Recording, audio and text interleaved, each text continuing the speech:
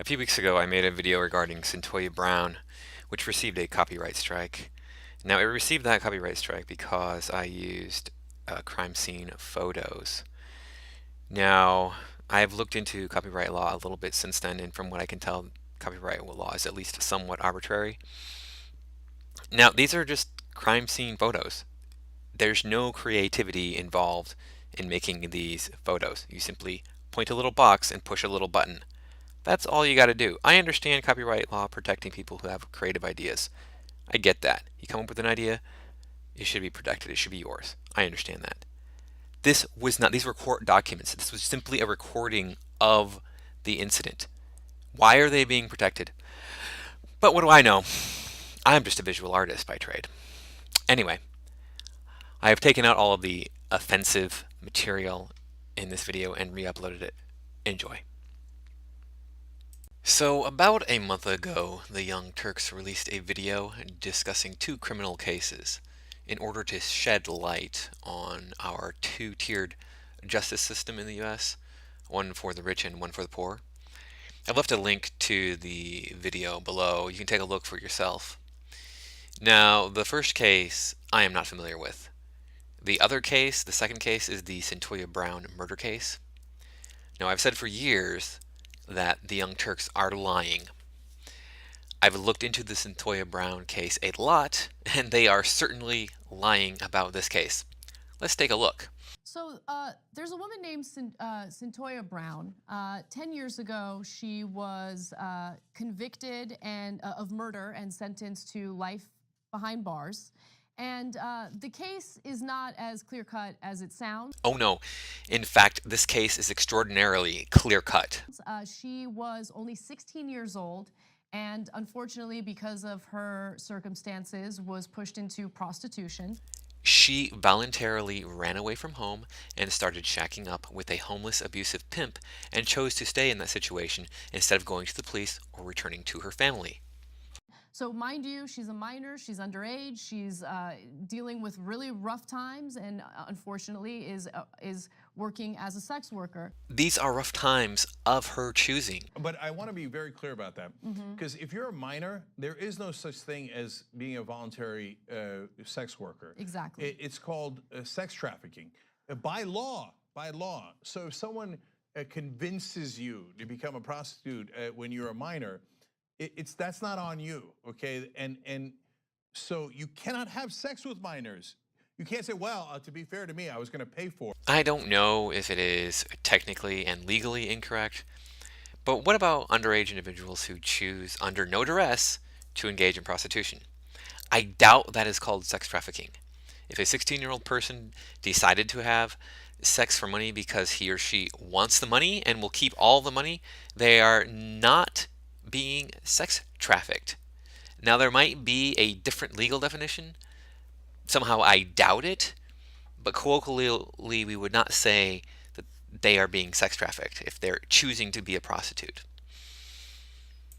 And her pimp, who does sex trafficking of minors, convinced her. So it's her fault. No, it's not her fault. She's a minor, exactly. She's a minor. And so that's why the case of Jeffrey Epstein and all of his rich friends who had sex with all those young girls, the prosecutors called them prostitutes.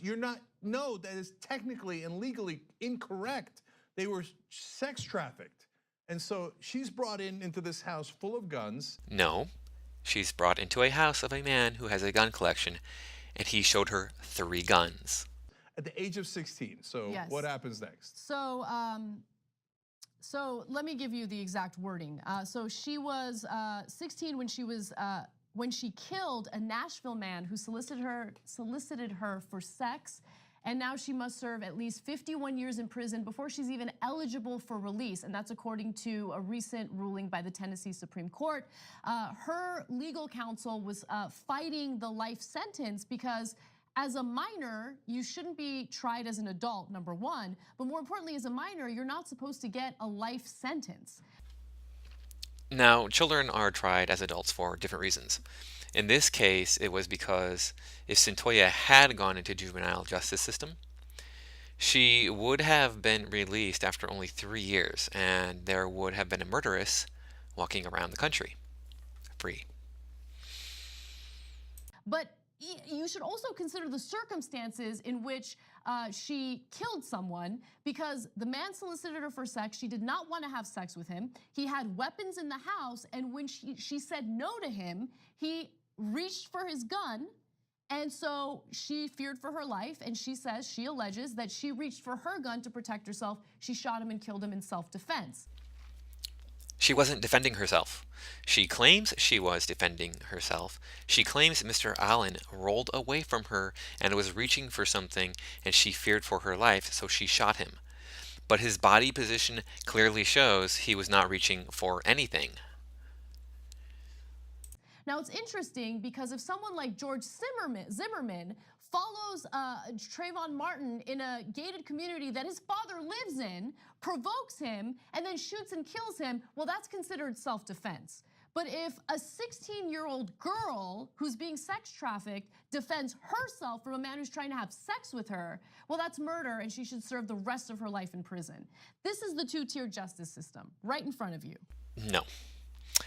As a minor, you are not supposed to be executed.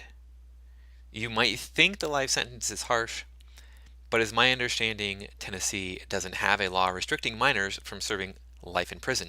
They're like, oh, you're a 16-year-old who was sex trafficked? Who cares? We're going to throw the book at you and try you as an adult. That'll show you. You're going to serve 51 years in prison. For the guy who was having sex with you illegally in 2 different ways, you can't, prostitution is illegal, and obviously having sex with a minor is illegal. And you were worried that he was going to kill you. Don't care. That was a good, I don't know what they viewed the guy who got killed, but somehow they viewed him as a legitimate citizen, and he was to be protected, and she is to be crushed. No. Nobody is claiming Mr. Allen is a good person, but he is a murdered person, and that is illegal. The claim that she thought her life was in danger was unsubstantiated. This is what actually happened. Mr. Allen met Cyntoia and asked her to have sex with him for money. He proceeded to buy her food. He took her to his house, where she ate the food, took a shower, and watched TV with Mr. Allen. Later, she got into his bed and pretended to sleep because she didn't want to have sex with him. He eventually got into bed with her, quote, woke her up. Then they both took off their clothes and fooled around a little. She said she didn't want to have sex with him, so he rolled away from her, and that's when she shot him. This is what she claims happened.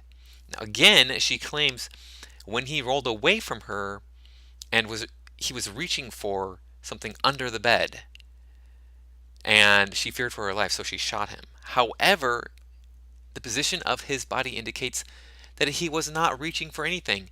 His body position indicates that he was sleeping peacefully, right? After she killed Mr. Allen, she then robbed him and went back to her abusive pimp. Now, the evidence against Cyntoia is made even more concrete when you look at the overall picture of her life. She ran away from home. She ran away from her parents and her siblings. To do what? I don't exactly know. I assume she wanted to use drugs and have sex, which would be harder to do if she were living with her family. Upon killing Mr. Allen, she already had a criminal record and a record of mental illness. I don't know how she met her pimp, a man named Cutthroat, but somehow they ended up together. He was extremely abusive of her. He sexually, physically, and verbally abused her. At one point, she claims he almost choked her to death. Eventually, he told her that she had to earn money for him or he was going to kill her, so she went and started hooking. She had every opportunity to go to her family, to go back to her family. She had every opportunity to go to the police and turn Cutthroat in. Cutthroat is clearly a danger to her. If she shot him and killed him, it could easily be considered self-defense, and she could have walked away from the situation. I can only conclude she didn't want a different life. She claims that all she did was hook, get high, and have sex. She had family. She could have had a relatively typical life. Mr. Allen told Cyntoia things like, I want to love you, and I want to be admired by you for the man I am, not for my money. So finally, a man comes into her life who wants to treat her right. Nope, can't have that. Gotta kill it. Cyntoia Brown is now going to be freed later this year. Tennessee has recently changed the laws around those who are sex trafficked. They have come to the conclusion that the law is too harsh for those who are sex trafficked. I can agree that if you are being sex trafficked and you do something illegal to your trafficker, especially if like in self-defense situation, if it can be seen that way, if you take money from them so they don't have the ability to support themselves, you're defending yourself by trying to, starve them or make their life harsher somehow. I can see that being self-defense. I don't think that Mr. Allen was a good person. He obviously is trying to have sex with underage prostitutes. You can draw your own conclusions from that, but we can't punish the dead. This really comes down to the state of Tennessee going crazy and allowing a murderous clemency. I would not be surprised if Cyntoia returns to a life of crime. She will be released in August of this year and be on probation for 5 years. I guess if you want to get away with murder, go to Tennessee and claim you were sex trafficked. Thanks for watching. Please like, comment, and subscribe. I've left links below to a documentary movie on Cyntoia Brown and to her court records.